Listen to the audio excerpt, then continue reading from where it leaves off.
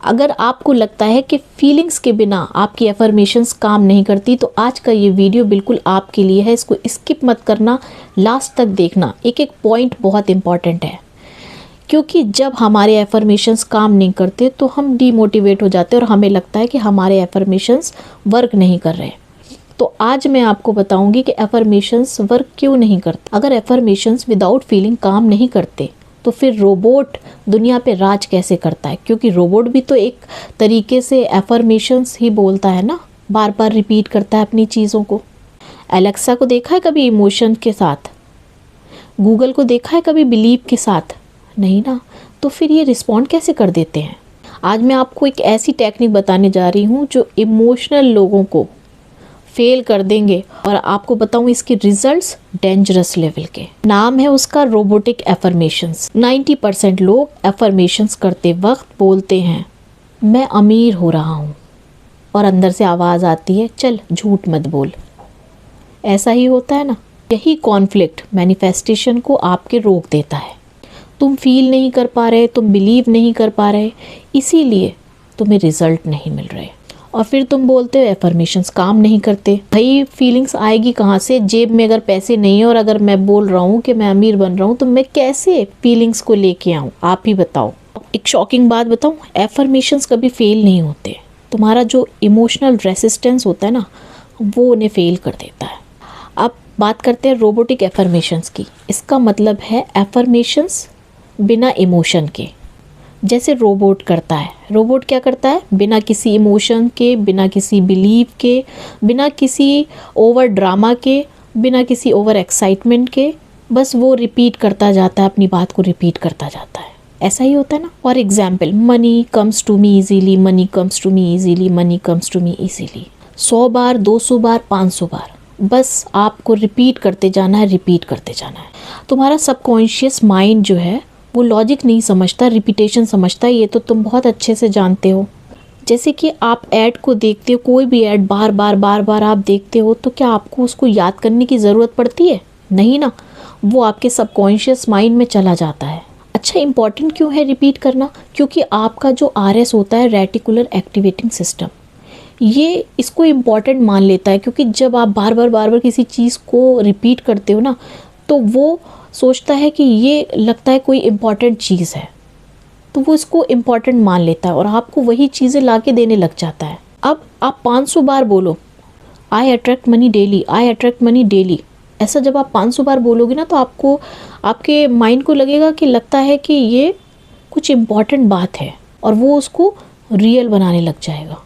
सबसे बड़ा मिथ क्या है कि एफर्मेशंस आपकी तब तक काम नहीं करेगी जब तक फीलिंग नहीं होगी। और ट्रुथ क्या है? फीलिंग बोनस है, रिक्वायरमेंट नहीं। शॉकिंग लाइन पता है क्या है?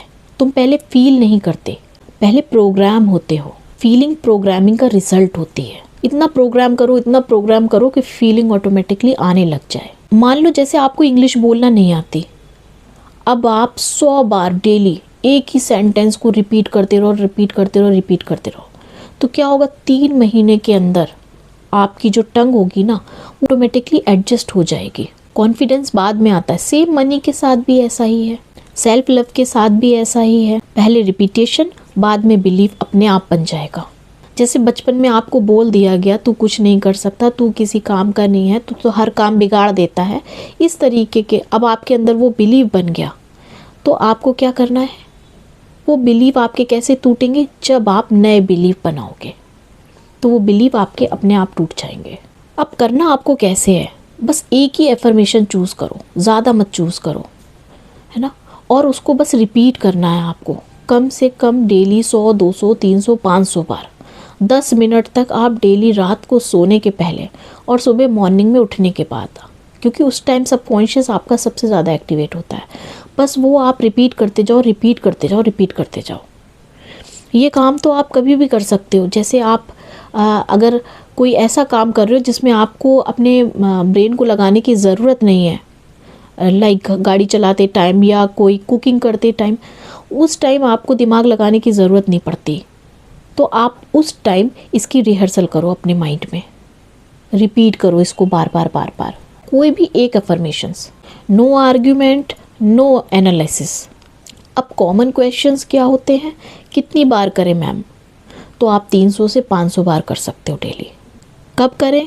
अभी मैंने बताया आपको कि सुबह उठते ही 7 और रात को सोने के पहले स्पेशली, और दिन में जब भी आप कोई ऐसा काम कर रहे हो जहाँ आपको दिमाग लगाने की ज़रूरत नहीं, उस टाइम आप इसका रिहर्सल करो।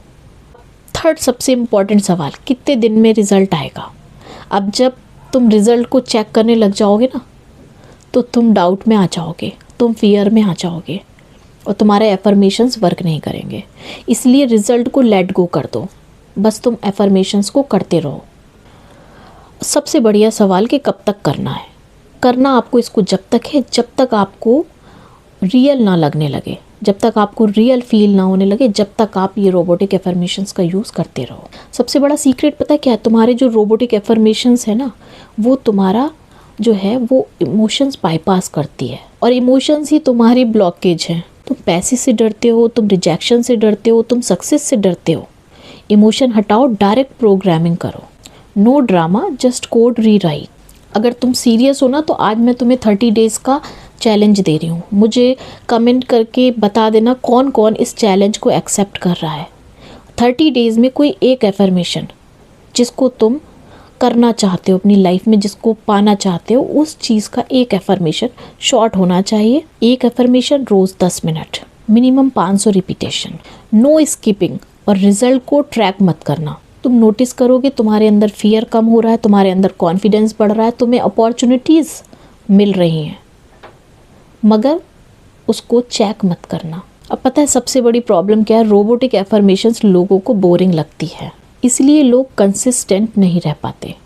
अब जो लोग एक्साइटमेंट ढूंढते रहते हैं ना, वो लोग कभी डीप प्रोग्रामिंग नहीं कर पाते। तो सक्सेस जो है वो इमोशनल लोगों को नहीं मिलती, बल्कि कंसिस्टेंट लोगों को मिलती है। तो आप अगर कंसिस्टेंट हो तो आज से इस चैलेंज को एक्सेप्ट करो 30 डेज़ के, और मुझे कमेंट करके बताओ आप कौन सा एफर्मेशंस आज से करने वाले हो। मिलते हैं नेक्स्ट वीडियो में। Thank you so much, bye bye.